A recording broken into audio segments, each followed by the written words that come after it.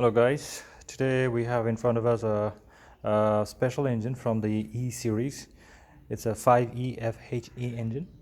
This particular engine comes in mostly Toyota Cynos and Toyota Serra.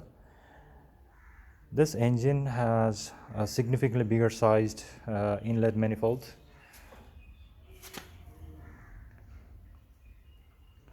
compared to other E series engines, and it has a red color distributor wires. The most special thing about this engine is that it has forged internals. Not sure what Toyota was thinking about making. This is what the ECU part number is on this one, and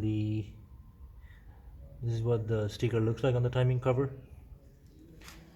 These engines are quite how to say, it's forgotten and kind of hard to find fresh.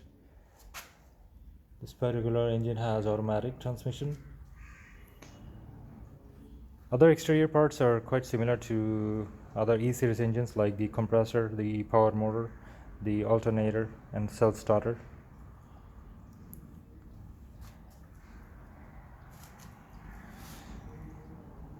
Yeah, that's about it.